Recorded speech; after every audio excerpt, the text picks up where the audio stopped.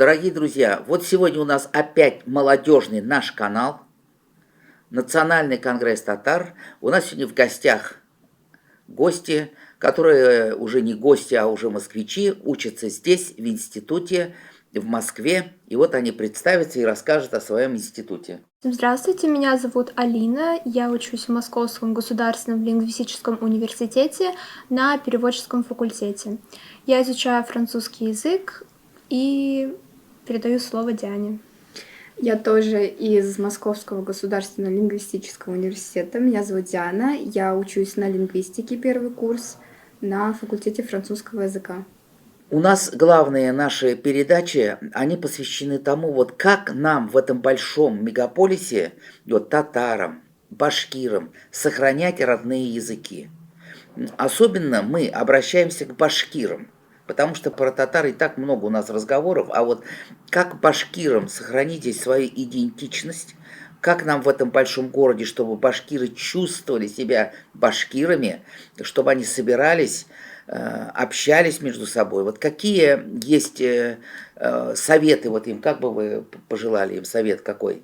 Конечно же, находить общение с представителями этой нации, общаться вместе, собираться, как раз-таки такие мероприятия разные. Вот, например, у нас завтра будет проходиться фестиваль культурный, и мы будем представлять Татарстан.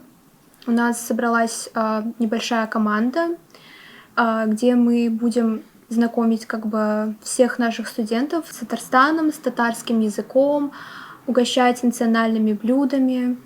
И как раз-таки на таких фестивалях культуры люди могут найти похожих себе людей и продолжать общаться, поддерживать связь. Ну а у вас какие вот предложения? Как вот сохранять здесь идентичность свою, вот нацию свою?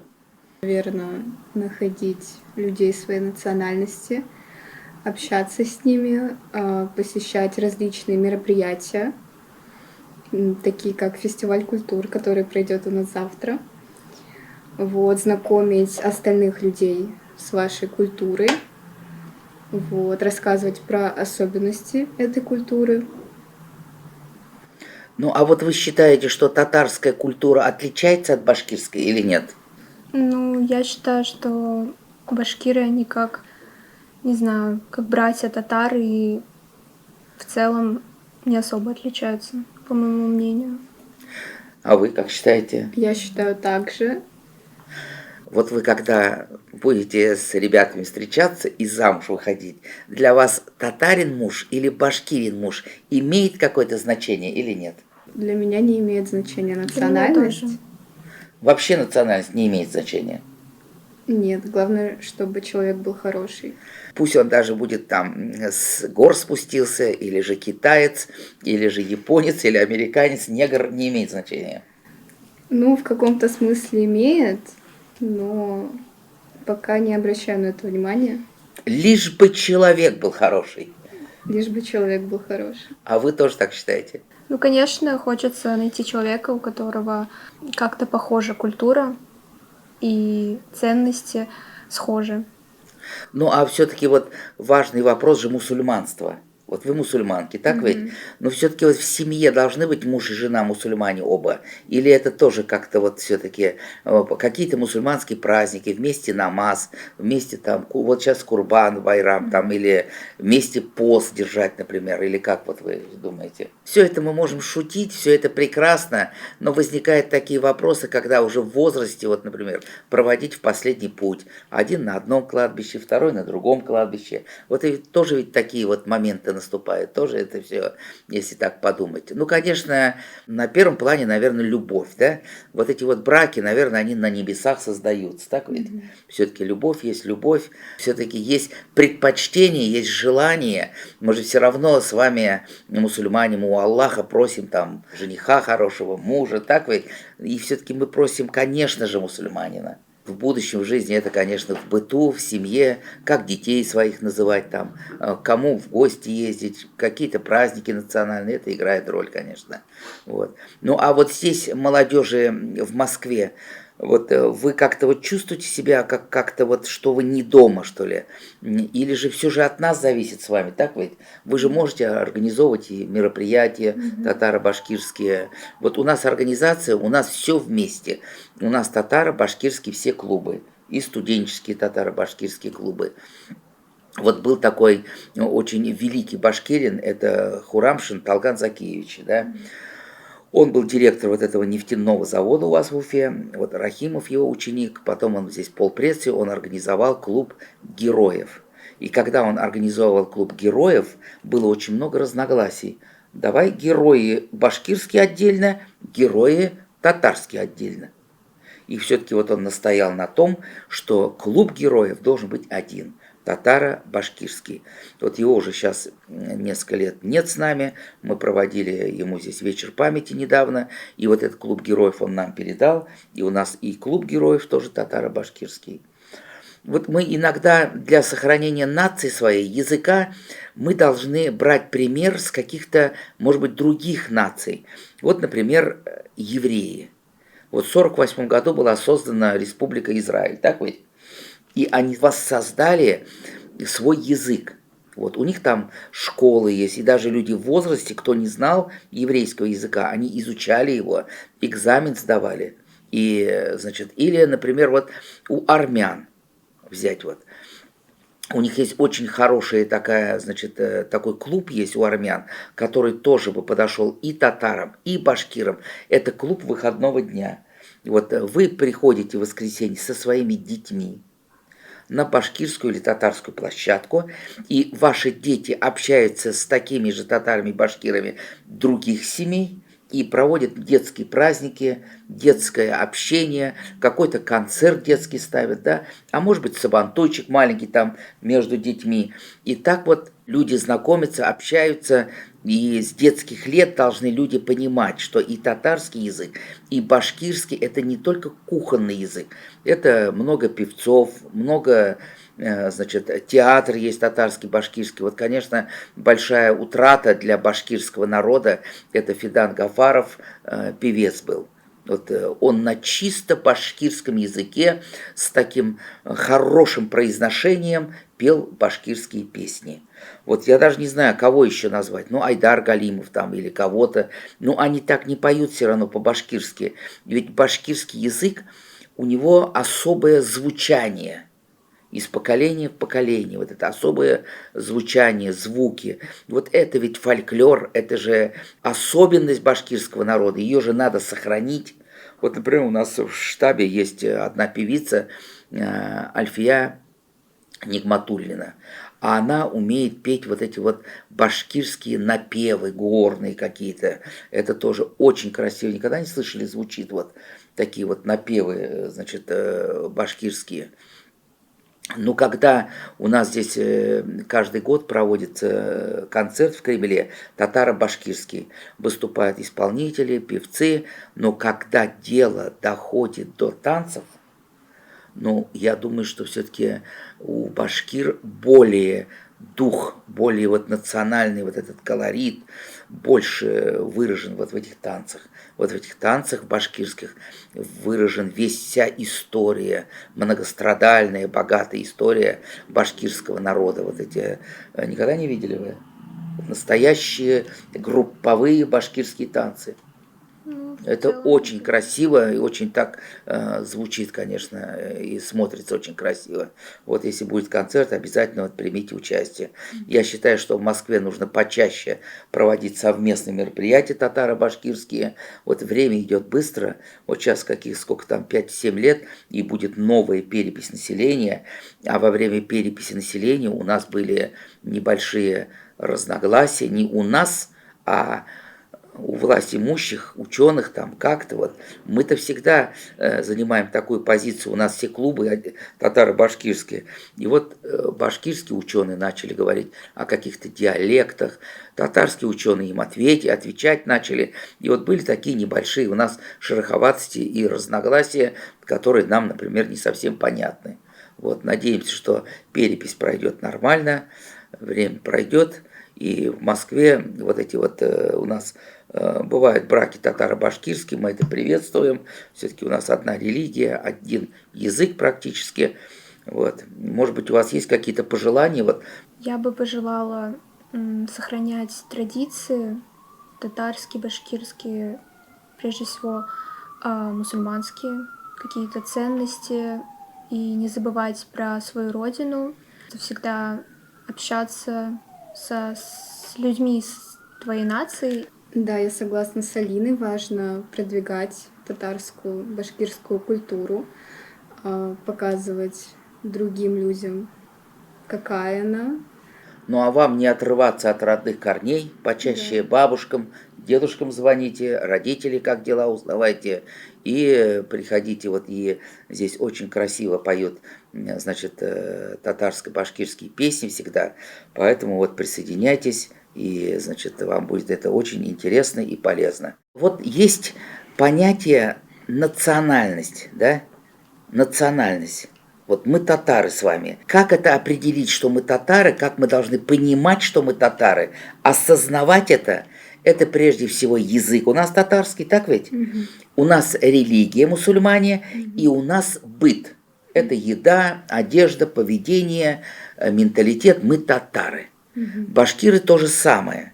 Но вот это же сохранить в большом городе, вот у вас завтра выставка. Там будут представлены выпечка татарская, одежда татарская, танцы наверняка татарские, песни. Вот, наверное, это надо как-то расширять, наверное, надо это как-то укреплять, и чтобы другие нации тоже видели это. Вот у нас в Москве проходит Сабантуй, он татаро-башкирский. Вот, например, в башкирских деревнях он немножечко другой, как мне рассказывали, вот чисто башкирский. У нас с башкирами одна и та же борьба. Сабантуй – общий праздник вроде бы. Сабантуй – это же праздник окончания посевных работ. И вот, конечно же, вот вы не из деревни, нам нужно сохранить деревню и татарскую, и башкирскую, сохранить вот этот деревенский фольклор. У вас нет бабушек в деревнях? Не ездите вы летом к бабушкам? Вот сейчас во многом язык татарский, башкирский, он сохраняется в деревнях. Вот, поэтому вот эту вот деревню нам сохранить нужно.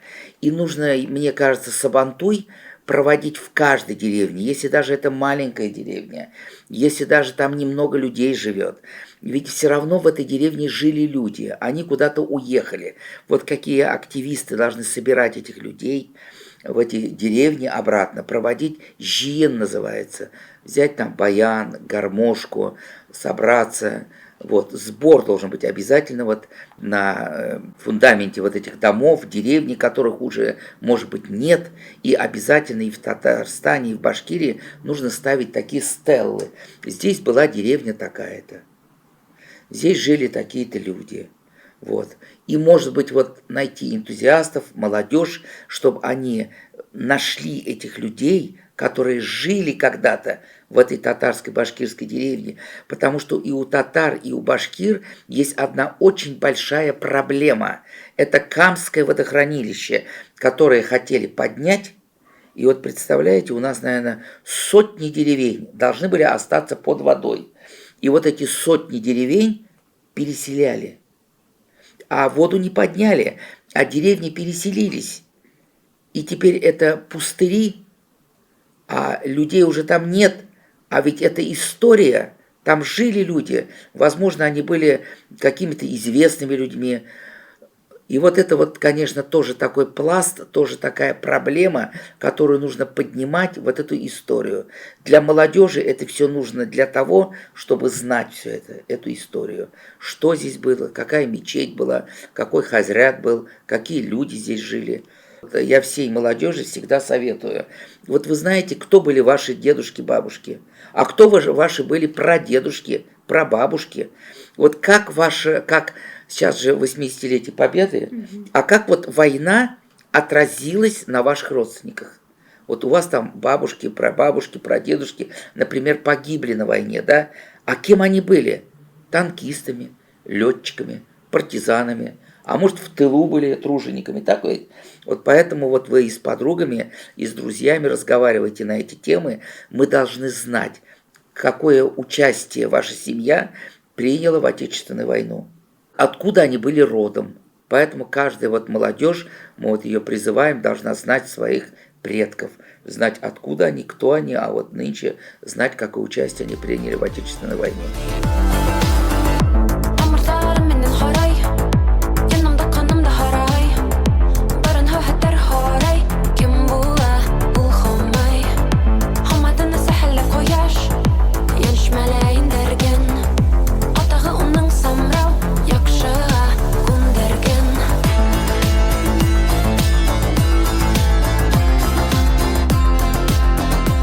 Вот феноменальность в том, что вот эта вот башкирская песня, она побила все рекорды, она в хит-парадах во всех. Почему так получилось? Возможно, само звучание песни очень такое необычное. Современно. Да, ну, во-первых, на русском языке, мне кажется, нет таких вот песен, где именно вот такая музыка, прям, не знаю, сильная, могущественная, мне кажется. Я не слышала ранее таких песен, как вот эта песня на башкирском. И самое важное, что сейчас молодежь слушает эту группу, и что всем нравится. И я думаю, это очень классно, что многие узнают про башкирский язык, про Башкирию вот таким образом, и узнают музыкальное направление Башкирии. Да, я заметила, что в последнее время татарская, башкирская музыка пользуется популярностью у народа. Всем она нравится, они открывают для себя что-то новое, чего они не слышали раньше.